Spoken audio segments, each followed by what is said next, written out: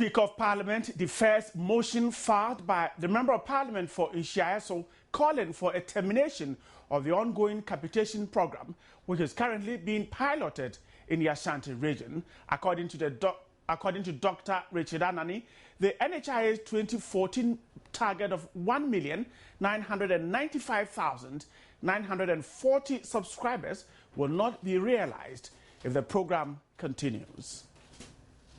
The out-of-pocket expenditure for 2013, as per the work done by the Health Insurance Authority, was that the out-of-pocket expenditure as a percentage of the total health expenditure in the Eastern region was 36%, whereas in the Ashanti region it was 64%. Mr. Speaker, I am laying this for us to appreciate it. The above data, Mr. Speaker, shows a clear and consistent reduction in out-of-pocket expenditure after the implementation of the National Health Insurance Scheme generally. Whereas for citizens in a controlled population, out-of-pocket expenditure for healthcare is 36% of per capita healthcare expenditure. Citizens of Ashanti per capita have to expend 64%. That's nearly double out of pocket for a similar venture. Mr. Speaker, the difference in the two environments is the implementation of a capitation policy. You have a point of order. The member, who is also the ranking member of the Committee on Health, stated in the submission that out of the pocket expenditure recorded in the hospitals in the region has doubled. He said the pilot program also discriminates against the Ashanti region. The debate brought in the majority leader, who made a proposal for an amendment to the original motion filed by the NHIA MP, which sparked arguments on the floor. Seeking to say that as the motion stands, let's simply delete the word extend, the word terminate, and add the word extend. And then we come to the end of Ashanti region and add to other regions of Ghana. So, Mr. Speaker, the proposed amendment will read that this August House urges the Honorable Minister of Health to extend the ongoing health insurance capitation program being implemented by the National Health Insurance Authority in the Ashanti region to other regions of Ghana. Mr. Speaker, this automatically takes away, I do not know, the discrimination that is anticipated by the mover of the motion of either residents of Ashanti or citizens of Ashanti. It will not arise. My name is Brian Anafo. Thanks so much for staying there for the big story. Selim Adoni is the communications manager of the National Health Insurance Authority. He's joined me online. Dr. Kwabena Chumuniama is a member of Parliament for Brekum East. He's also on the line. We'll also speak to Dr. Richard Atani, the member of Parliament for NHIA. But Selim, first of all, let's look at this. How would you say the capitation pilot in the Ashanti region is doing? Because there are calls for it to be terminated. Well, from our viewpoint, there was a reason why we did a pilot, or we commissioned a pilot, as it were, and we've achieved what we want to achieve. We've achieved we've seen what we wanted to see in the pilot, because the pilot really is to fine-tune the program so that it is put in a form that will be appropriate, to roll out across the country or to roll out across, a greater area. So, for example, when capitation was taken to the Ashanti in a raw form, the basket was a bit different. For example, medicines, which constitutes about 51% of the entire cost of the National Health Insurance Scheme, was part of it. We had a free maternal care bit, which is also part of the capitation basket in its very incipient stages. And we had OPD specialist care also being part of the capitation. But as it was a pilot, we had trade-offs along the way. As we met difficulties, we began to engage the people more and more. And as I speak, it is only OPD case, that OPD general case, that are in the capitation basket. And that is a huge trade-off. A lot of things have been done to the capitation in a form which is ready to be rolled out across the country. So for us, what we want to see, we've seen how healthcare in the region has become. We've seen how facilities are responding to people on the capitation program. amongst other things. So a lot of things we've learned from Ashanti that will inform, the national or the nationwide rollout of the capitation itself. Mind you, we had a stakeholder engagement on this particular issue last 3 weeks, and Dr. Nani was one of them, and a lot of the other parliamentarians who are members of the health committee. And, a lot of things were said. It was a stakeholder engagement. We had people arguing for it. We had people arguing against it. And in the end, there were conclusions drawn. And the conclusions drawn and superintended by the Minister of Health, who presided over that meeting, was that the National Health Insurance Authority should go ahead and roll out what we call the preferred primary provider. And the preferred primary provider usually is a precursor to the capitation we have in Ghana. Right. That was how it began in Ashanti, which means that you have people registering with facilities or hospitals. It is a family hospital concept, so that when these people get sick, that particular hospital they attend, and that hospital now has their medical record. They know the people, and they're able to deal with them better. And it's also so because the monies for those people, would have been paid to those facilities ahead of time. Beginning of every month, the money for the people assigned to a particular hospital or facility, that money is given to the people or the hospital. And whether or not the people report ill at the hospital for that month, that money is not refunded. That money is still taken by the facility. That is the whole essence of capitation. That is the whole essence of it, to motivate them to ensure that health delivery improves. Indeed, capitation means that you are tying the subscriber down to a facility. What that does is that it discourages what we call medical shopping or provider shopping. And I know you've heard of instances where people, you go to hospital A, you are giving drugs for this condition. You don't need to wait to take the full course. You take it 1-2 times. You don't feel well because it's the whole course. You should finish the course before you feel good. Once they don't feel well, there's hospital B nearby. They go to hospital B with the same NHIA card, with the same treatment, and they are giving medicine. That affects the scheme because you may go and they'll be giving you drugs and treatment free. Right. Forgetting that somebody pays for it. The National Health Insurance Scheme, through the national payers, pays for that. So all these things have benefits for the subscriber. The subscriber now has a good relationship with the provider or the facility. And the NHIA also gains because we will have instances where provider shopping will be discouraged and the system could run efficiently. Right. So there are advantages in it for everybody who is in the National Health Insurance Scheme. Right. Everybody, I'm talking about the provider, I'm talking about the subscriber, and I'm talking about the payer, which is the NHIA itself. So, it's quite interesting to have some of these issues coming up. Right. But again, Salam, hold the line for me. Dr. Richard Atani, in his submission in Parliament, raises the issue of out-of-pocket expenditure recorded in hospitals in the Ashanti region where the pilot is ongoing, doubling. I will come back for us to talk about that, but let me speak to Dr. Kwabena Twum-Nneoma. He's the MP for Brekum East now. Dr. Nneoma, thanks so much for staying there for me. Thanks for having me. Right. First of all, the communications manager of the NHIA is saying that the capitation pilot in the Ashanti region has been successful. What they wanted from it, they have achieved it. Now, this thing is on the floor of Parliament. The Speaker has deferred a motion filed by the member for NHIA, so asking for the termination of the pilot. First of all, you are a member of Parliament. Your reaction to this? Yeah, I will first of all want to say good evening to your listeners. And once again, thank you for having me. I will say I will not be surprised if the communication director will say the capitation pilot in Ashanti has been successful. As we said on the floor of Parliament, there are 3 stakeholders in this business. We have the subscriber, which are the clients or the citizens, the provider, and then the insurance scheme. I think of the 3 parties, the only party that has benefited from this capitation pilot is the insurance scheme. Right. Because they have succeeded in reducing the amount of money they are supposed to pay to their subscribers. But that has been at a cost.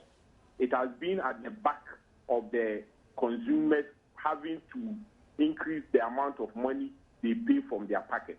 Can you explain this? Can you explain this? Yes, let me explain it this way. The capitation, you are supposed to have a per capita payment per head for each of your clients. And right from the onset, the amount that they pegged this capitation was woefully inadequate. So most of the hospitals in Ashanti region, even though they were giving out the same services like their colleagues in other regions who do not have the capitation, you could see that they were making less income as compared to their colleagues in the other hospitals. But for the capitation, even though you have had a number of patients on you, you are not supposed to see all of them at a go. So the expectation is that you will still be able to make money at the end of the day. But because the income was not economically done, at the end of the day, the hospitals were making less income compared to their colleagues in other regions. On the floor, we gave an example of Ankasi Hospital when they were what they got under capitation and what they should have got if they were using the GPRG, which is used by other regions. So at the end of the day, these hospitals are suffering. They are not making enough money that will help them to improve the quality that they give to their consumers. And because of this, some of the hospitals are now have to use other means to charge the consumers, and they are now having to make more money, make payments. That is how come, from a research done in 2013, Eastern region, the out-of-pocket payment from the consumers were 36% as a component of the total health budget, whilst in Ashanti, it shot up to 64%. So this means that the consumers are now more or less practicing cash and carry, which is because of the capitation. So that's why we are saying that we are not surprised that the insurance team is happy with the capitation, because they've been able to reduce the amount of claims they are paying, but it has at the cost for the hospitals in the first place, and more importantly, the consumers. And we believe that if this is allowed to continue, either the quality of care will be reduced, and secondly, the consumers will now have to more or less pay from their pocket, and the effects of cash and carry that the insurance came to solve will come back to us. So we are saying that capitation in itself is not a bad thing. But in this form, we think that if we want to extend it to other regions, it is rather going to lead to attrition in the active membership. That is how come even in the authority's own forecast for 2014, they are expecting that the active membership in Ashanti region, it is going to go down, even though they are expecting that the active membership for the whole country is going to increase. It is because of the capitation, and we think that if this thing is allowed to be expanded to the whole country, we're going to have the negative effects that we are seeing in Ashanti region. I'll come back for us to look at perhaps how it can be put in a way to make it more beneficial. But let me speak to Selim. Now, Selim, some members of parliament are arguing, and you heard Dr. Chumnyama saying that the only person among the three, or the only group, or the only institution among the three that has benefited from the pilot is the NHIA. And he mentioned, for instance, because you have been able to reduce the amount of money that has to be paid by your outfit. Is that correct? Well, that is not correct, and that cannot be correct. Indeed, we have testimonies from participants. The problem is that when somebody is benefiting from a system, the person can't come out to say that I'm benefiting. It's only people who for one reason or the other, are not favored by a certain system. They will jump on the roof and they will be complaining. Indeed, we've had reports of people. We do our own monitoring and evaluation. We have our own people on the ground. We have our own systems we use in checking these.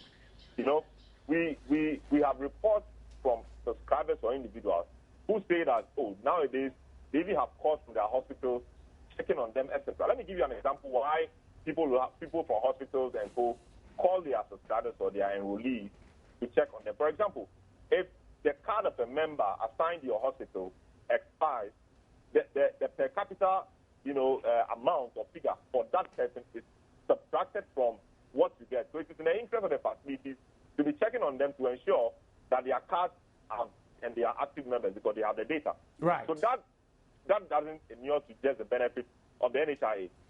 That alone, that also does not inure to just the benefit of the NHIA. The subscribers have good testimony.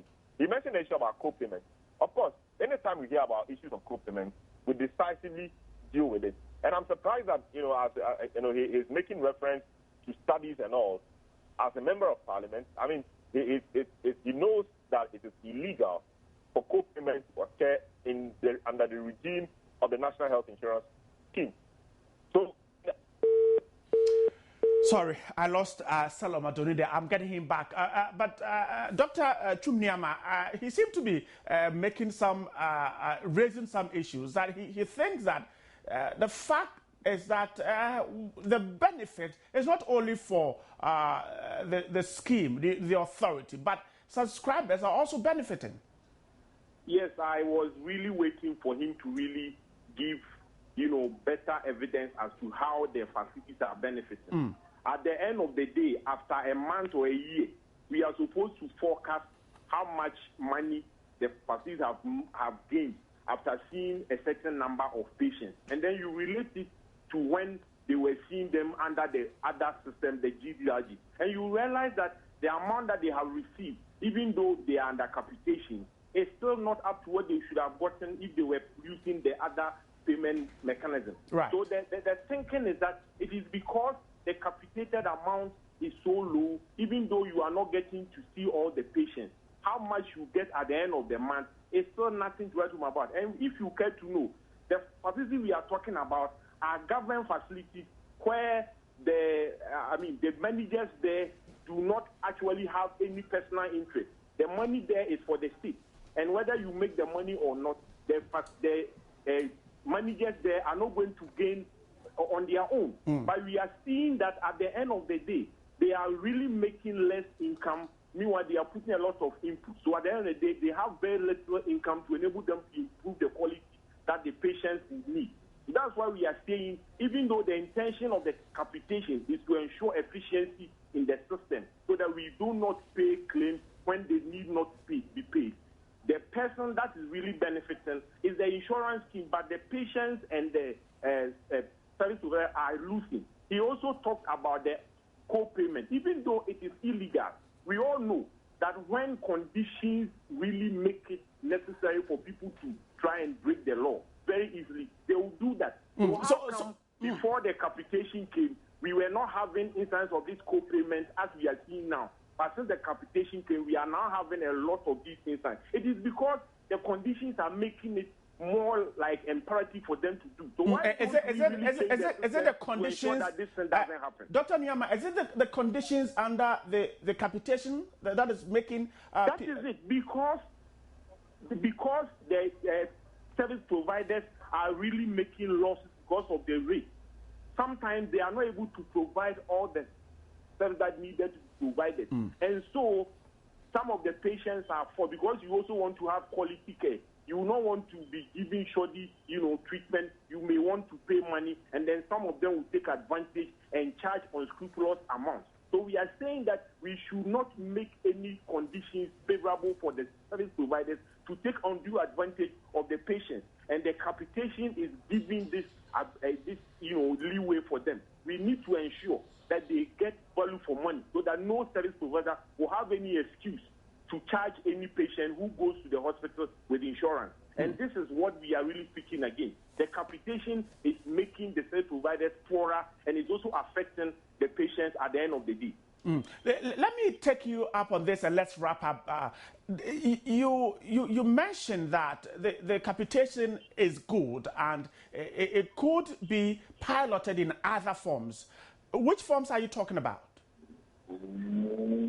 I gave an example of what happens in the state of Israel, where an appellate body, which is independent of the purchaser, that is the insurance, it sits down, people send proposals, they deliberate, and then they come up with a very acceptable capitated amount that is used for a year. After every year, this is reviewed. We have a system in Ghana where the insurance authority is the purchaser, it fixes the prices, it decides the price list, it forms its own consultants to really review prices and review, the processes. There are no checks and balances. So at the end of the day, you have the service providers not having what they need to have, and then the patients are the final people who are going to suffer. So I think that there is supposed to be a proper assessment of the whole thing, and then we try to get a very economical capital amount that will ensure that while the schemes are paying, correct claims, the providers will be getting value for money to ensure that they will have no excuse not to give quality care to the patients who go there to solicit health care.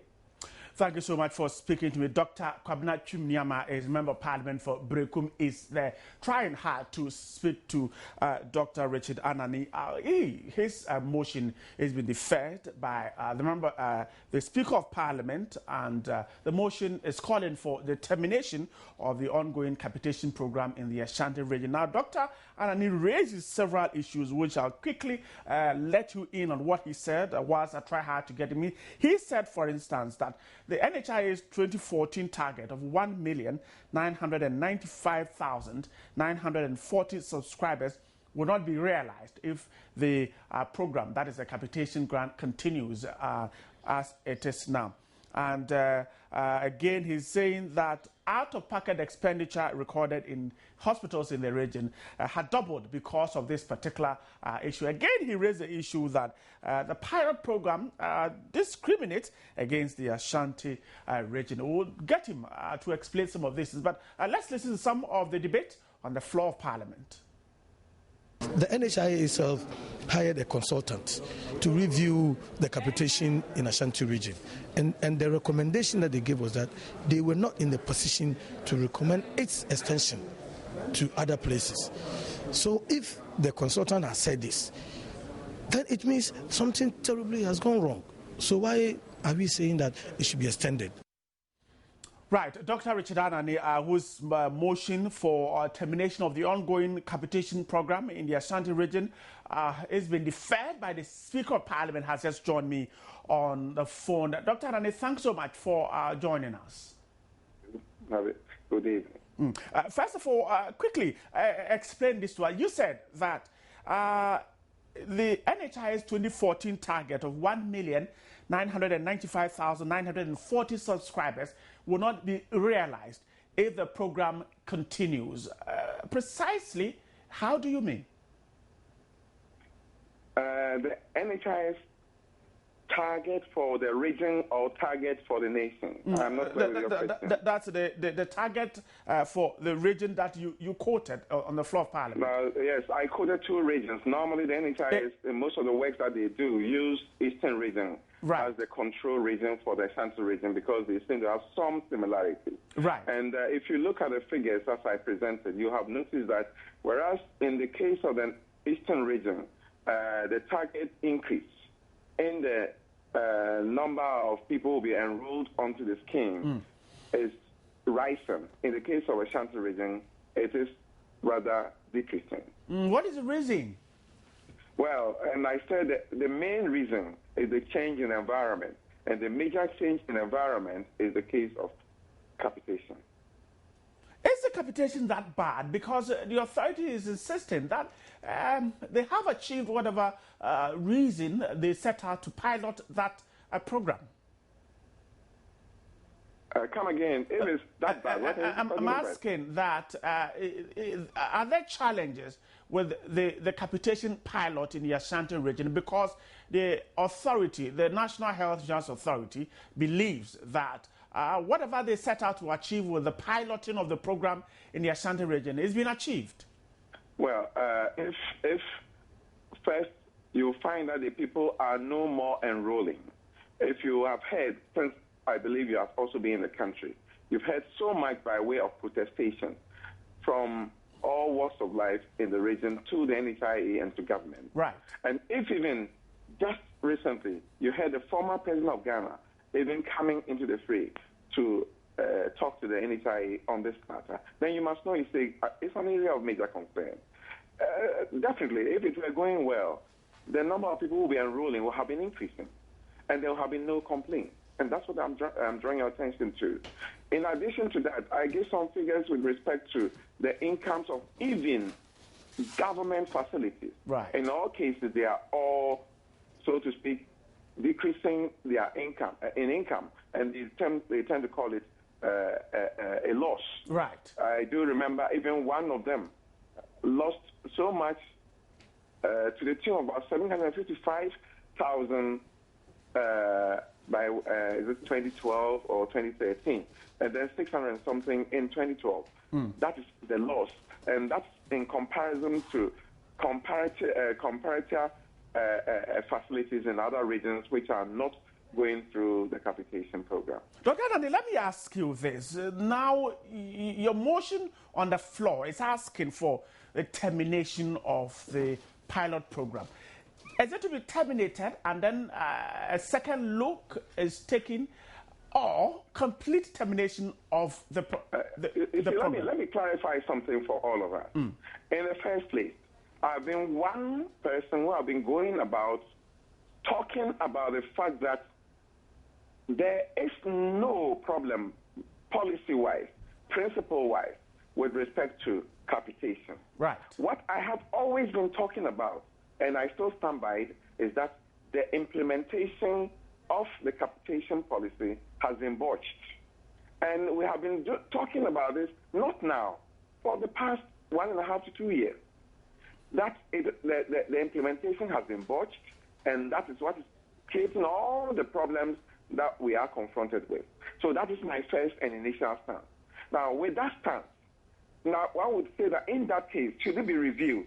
Question is, when it is being reviewed, should the people who have had to undergo this experimentation continue to be under it?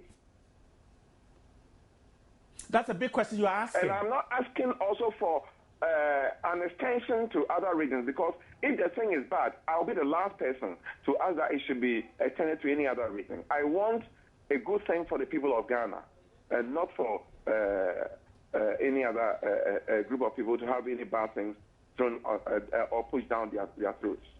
Dr. Richard Annan, thanks so much for speaking to me. You're welcome. Dr. Richard Annan is a member of Parliament for NHIA and a ranking member of Parliament's Health Committee. They're talking to me about his motion that has been deferred by the Speaker of Parliament. He is asking for the termination of the ongoing capitation program in the Ashanti region. We're wrapping up the first part of today's big story. That means we're getting ready to get interactive with you out there. Gladys will be joining me soon. Stay with me. When I come back, I'll be introducing you to Gladys.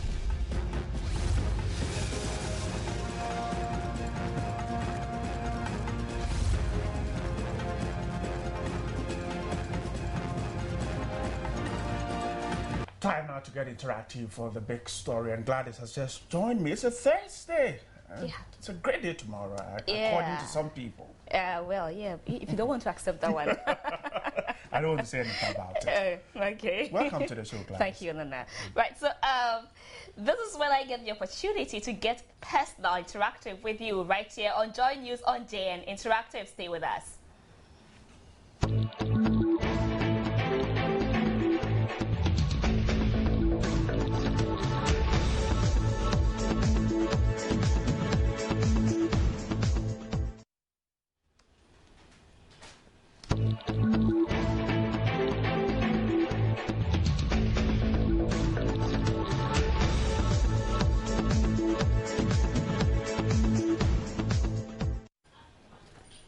My name is Gladys Osei Oreju. You can join our conversation via our social media platforms, facebook.com/joynewsontv. You can send us Twitter to twitter.com/joynewsontv. The handles are @joynewsontv and #JN Interactive.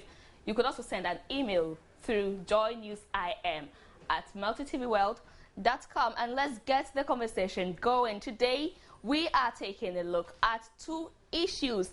The first one is today is World Radio Day, and we obviously will be bringing you interesting sound bites there, how people have been observing the day. And the other issue is going back to Kumasi, to the Comfort Teaching Hospital, where there is the baby saga. What has happened so far? We'll be updating you on that right here on JN Interactive. So let's see, today, as I already said, is World Radio Day, and the United Nations, actually a United Nations Organization for Education, Science and Culture, UNESCO, in its 36th General Conference on November 3, 2011, approved a proposal to celebrate the day on February 13 across the world.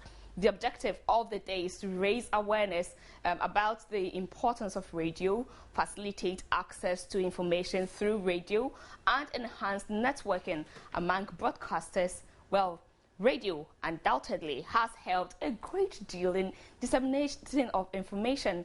Today, access to news and other information is easy because of radio. Now, most phones come with a radio, and that makes it even more easier. Okay, so here at Multimedia Radio Show hosts went about their business as usual, and we also went after them seeking their thoughts on how the day means to them. Let's listen to some of their views and opinions. First capital.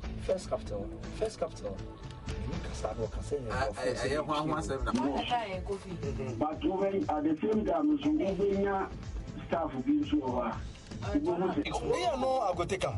So what about MTN mobile money? Oh, boss, whatever you use, even cow bank jokes. That's what see. And that's 24 billion. But you won't to a year, and yeah, Wabe Pacho. What's that? Multimedia, as a whole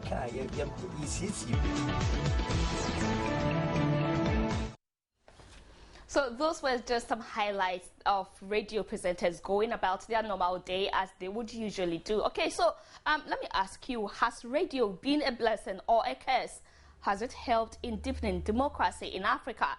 We spoke to some radio show hosts and they shared their thoughts. I'm taking this day as a special day because I've been in radio since 2004. So should we say about 10 years now? Congratulations. Yeah. But where do you see radio in the next decade? Big. 10 years back, there was no, should I say, competition. Or even if there was, the competition was small. 10 years down the lane, the competition has become very big. And 10 years from now, it's going to be keener. And it's going to be more enjoying and more rewarding. I would say in Ghana particularly, we failed. Radio has failed the people of this country. Why do you say so? Yes. We do, with all respect, a lot of nonsense on radio. Instead of using radio to pursue productive angles. What do we hear in our country? NDC, MPP. When you wear blue, white, and red on radio, even a panel member or a host will even point to you that, hey, and then we MPP. If you have the other colors, the red, the black, the green, then another hand is pointed at you as NDC member. Instead of us to use the radio to pursue socio-political issues for the betterment of the ordinary Ghanaian, we fail to do that. And we do unnecessary, unproductive politics on radio. I think we failed. What's the way forward then? We should stop doing that nonsense and pursue something profitable, developmental issues that will benefit the ordinary. I think it's a day for us all in the profession to sit and reflect. Let's pause and find out what we've been doing, whether it has been profitable so far. And I think that is what we should do today.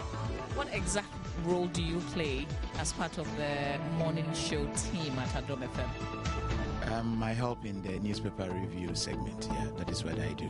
And then I do also help in production. All right. Enjoy this day.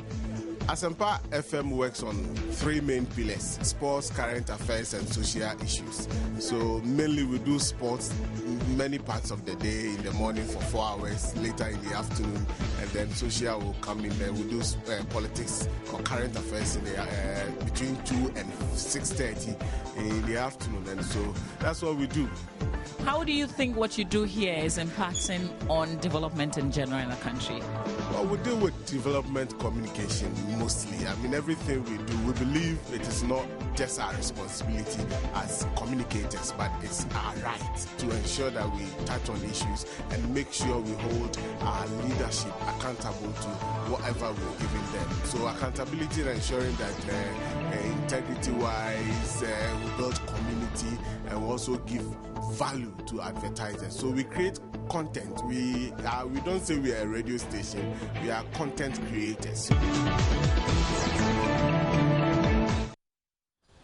Let me now take your comments on WhatsApp. Let's hear what you have been saying about the World Radio Day. What are your opinions or thoughts there? Let's see what you have been telling us. So, Odenahun Le Chatelier says, yes, the media, especially radio, has really aided in strengthening democracy in the country. Big ups to their good works. That's coming from Odenahun. Thank you, Odenahun. Frank Asari says, it helps the citizens to share their views by opening phone lines. That's also nice there, Frank. Thank you. Lampte says, they are worst in this country, like spreading rumors, enmity in the country. That's also coming from Lampte. Isaac Apia says, the media has actually done a lot in projecting democracy in Ghana. That's from Isaac Apia Sam. Let's see, keep sharing your thoughts with us on. Let's see, Samara says, some of them, not all the same, they've helped in deepening our democracy. That's coming from Samura Owusu. Let's quickly also listen to the executive director of Imani Ghana, Kofi Bento, who shares his thoughts on the relevance of radio. Yes, I think radio has achieved its purpose. Many people define the purpose differently, but truly, radio is just an extension of freedom of speech. It's supposed to give people an avenue to speak out and sometimes vent. To that extent, therefore, it has achieved its purpose. Radio will not save us from ourselves per se. What people think, what they say in their private, some of it will filter through radio. So part of the side effect is that you will hear things that you don't want to hear. But indeed, that is the nature of human society. Radio is part of the reason why we have the stability we have today, because when people don't have the opportunity to speak and vent out, they bottle these things in, and sometimes they will take action that really will affect us in more detrimental ways. So I understand when people say there's a lot that is wrong with radio, but indeed, what you are calling wrong is somebody's, way out, to vent. It's cathartic. So yes, everything has its pros and cons, but we are a better country because we have the proliferation of radio stations as we have them today. So radio has done its job for Ghana. Everybody believes radio has helped in a great deal. Well, he, however, says people who sit on radio should be responsible and choose their words carefully. To everybody who is speaking on radio, just make sure that you have the right information and check your conscience, check your motive, all right? Radio is a good thing, but it's like a knife. You can use it for good and you can use it for bad. When you get on radio, know that you have, gotten to a point of power, and you must be careful how you use that power. I also think that advising people per se does not work. We ought to sanitize our radio stations by taking people to task. Okay, if somebody libels you on radio, somebody slanders you, somebody says something wrong about you, we should have a system which makes it easy for you to take the person on and punish them. I am all for laws, civil laws, not criminal laws, okay, that punish people for not doing the right thing on the public airwaves. If we do more of that, that will force people to consider what they say. But indeed, I am not for any kind of censorship whatsoever. The airwaves must be free, people must be free to say what they want to say, what they have to say. But if they step wrong, just like anybody will do if you are offended publicly or even privately, the people who make these mistakes should be taken on and they should be made to pay for whatever they do. And on a day like this, you have to remember people like Tarzan, Dr. Reku Brobe. This country has come through a lot. There were times when people said it's impossible. They said if we had all these radio stations, there'll be chaos, there'll be anarchy. But indeed, the radio stations have proven to be one of the bulwarks of our stability. And we ought to remember the men who risked skin and limb and life, okay, to make us get to the point where we are. Until people decide to wake up and fight, we are not likely to get the freedoms that we are entitled to. So on this day, I remember Dr. Reku Brobe and all his colleagues, and I say kudos to them and God bless them for what they did.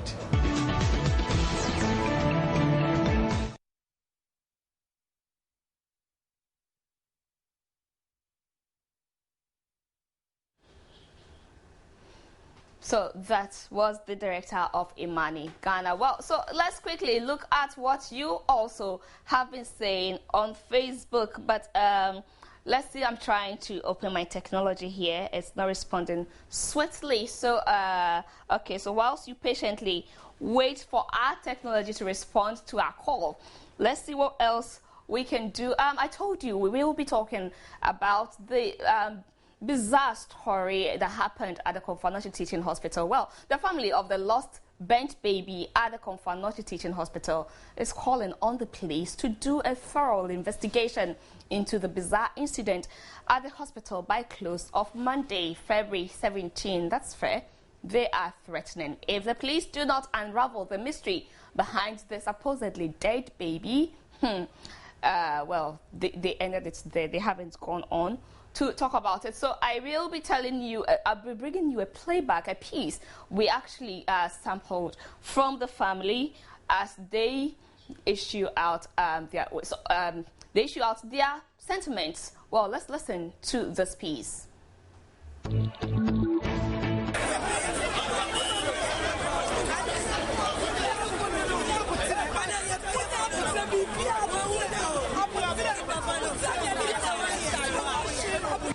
The demonstrators stormed the hospital Thursday morning to demand the body of the baby. Police from Ashanti Regional Command had to intervene to disperse the youth. 3 people were arrested in the process. They are Usman Mohammed, 25, Sadat Mohammed, 30, and Ahmed Mohammed Baba, 38. At the time of filing this report, the police was holding them on grounds of assault.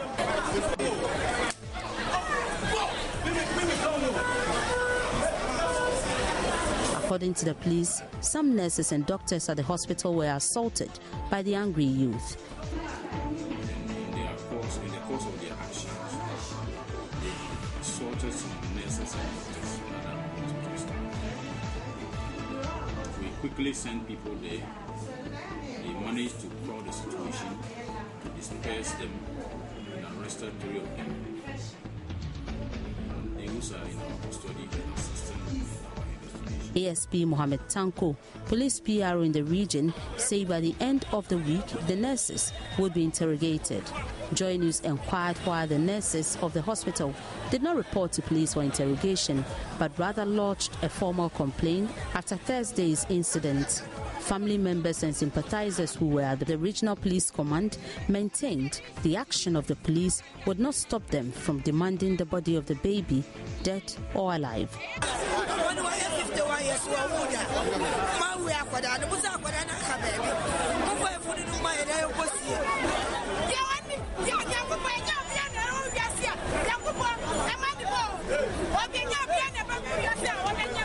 They have also vowed to take legal action against the hospital. This woman who spoke in Hausa believes the baby is alive and that the hospital would produce it or face their wrath on Monday.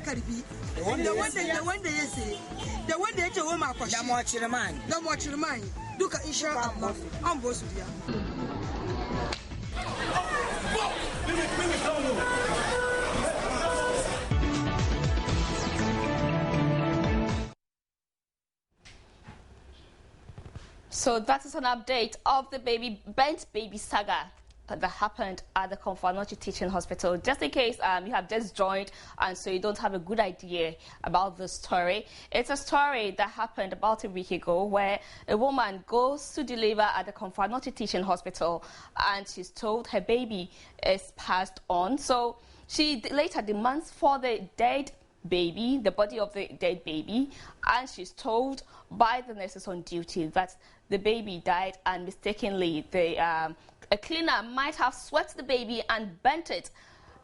What a story. And so that has led on and on. She's still demanding for the corpse of her dead baby, and the hospital authorities haven't been able to produce the corpse till date, and that is what you saw, some family members besieging the hospital, demanding for justice, immediate justice. And, well, we did not see the assault those members caused, but, well, unfortunately for the police who accused these members of assault, we rather saw the police assaulting in the visuals we just played back to you. So that's just what happened. Let's quickly shift our attention to Facebook and see what you have been sharing with us concerning the World Radio Day and then the baby bizarre story. So we said, do you think radio has helped in deepening democracy in Ghana? Share your thoughts with us. So Bernard Oral says, it is 40% good and 60% bad. Frank Asare Nyadu says, yes. Odunehu Le Chatelier says, yes, the media especially has really aided in strengthening democracy in the country. Carl Adi Aiku says, yes and no, but by a marginal extent, I would say yes. Let's see. Gilbert Asalam says, yes, of course, they have been doing very well. However, there is more room for them to improve on their reportage. Abubakar Sadiq Abiola says, no, because it has rather succeeded in weakening, polarizing democracy in Ghana. First of all, democracy is not just about presenting highly unnecessary topics for discussion on radio. It is about identifying the needs of the people and addressing them through good ethics of journalism and not based on selfish or political reasons. Esiama Kofi says, big yes, it has done enough in our democratic dispensation. Lamte Chinwe says, they are worst in this country, like spreading rumors and enmity in the country. Ayariga Esuma says, the media has actually done a lot in protecting democracy in Ghana. Samora says, some of them, not all of them. Abdul Kudus says, yeah, radio is used as a platform to reach or communicate to large audience. Ayintara Ape says, it has helped even people are now abusing it by raising insult, all in the name of democracy. Well, Bumpuni says, well, somehow it has, but now it's worsening it. Allah help Ghana. Takao Kasalku Jeremiah says, Apu, radio helps in deepening propaganda, insults and abuse of leaders. Radio is a curse to democracy. Look at the things our radio stations are interested in. 1, economy. 2, cheer. 3, woyome. 4, nyama, etc. How can this contribute to deepening democracy? Takal.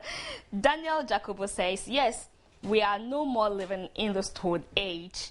Mohammed Amin says, it really did. One such radio is Joy FM and multimedia until they sold their professionalism by being biased in their mission. Mohammed, I wish you could also tell us where we went wrong, where we actually were biased, then we'll pick up from there. It would be nice to know where we make our mistakes. So you are the reason why we come on air every day. So if you're not happy, tell us exactly what it is. Ata Amwa Bernard says, no, not at all. Israel says the radio has actually done a lot in raising democracy in Ghana. Stonechild says, yes, but it's becoming sensational. Well, Simon says, some have rather created confusion. Kudos Timite. I'm always never getting this name right. Okay. It has helped, but now it is destroying our democracy because of propaganda, exaggeration of issues, and gossip. May the Almighty Allah help Ghana. Let's see. Jerry says, professionally, no, there is more work to be done. Pasha Weissman says, no, it's rather made it worse. More partisan than ever due to unprofessional and biased reportage. Facts quoted from unverified sources claiming it is true just because it's been printed. It's a shame. Democracy is for the people and by the people. It's about time we do things right. Johnson Obenampofo says, yes, it has really helped, especially the poor who has nobody to fight for. You have always been there for such people. Good work done, but more room for improvement. We hear you. Nana Atokra James says, it has done great, but there is more to be professionally Okay. Ahiamaji Felix says, not really. Nana Boy Deborah says, I think it has deepened democracy, but the radio has also created the vacuum for unprofitable comments from politicians, listeners, and presenters. Joy Mensa says, cheer for the way. For the way, saying Joy Mensa. Abraham Aka says, they are worsening it. Well, let me quickly just my last one. Majid Awudu says, yes, it has helped in deepening our democratical practice in diverse ways. Most among them is keeping our leaders on their toes with regards to development. However, some of today's journalists have allowed themselves to be used by politicians, making them behave unprofessionally in the discharge of their duties, which is worrying. Let's see who becomes my last voice here. Ebenezer Kuntuo Asari says, yes, but let's give agriculture development more time on radio that will give us the stable economy than NPP, NDC, PPP, CPP, etc. So that's a good advice there. We should focus a bit more on agriculture. Thank you so much for adding your voice today and interactive. Nana, today is World Radio Day. Exactly. Radio is exciting. Way back at Legon, I used to try my hands at the Voice of Legon. Oh, okay. Quite exciting. It is, yes. I've also tried my hands a few times, and it was interesting. Good. And at 8 o'clock, we'll tell you what happened at the Konfanochi Teaching Hospital. A mob stormed the facility and asked that a baby, we're told that about 3 babies born to different mothers have disappeared upon delivery. The mob, were told, attacked medics on duty and demanded that they produce the missing babies. We'll tell you more about this story and the slap given to one of the youth who stormed the place by police officers. At 8, we also would be telling you about the vetting of aspirants to national executive positions in the New Patriotic Party, who were concluded today with the final batch of 23 appearing before the party's committee. And they actually include controversial incumbent General Secretary Kwejo Owuswe-Friye and Chairman Jake Obefebi Lambte. Will bring you the details at 8. Thanks so much for staying there for us. Tazan's Take is coming up next on your screen. We'll have more news at 8 o'clock. My name is Bright Nanamfo. My name is Gladys Osei Oredu. Thanks for your time.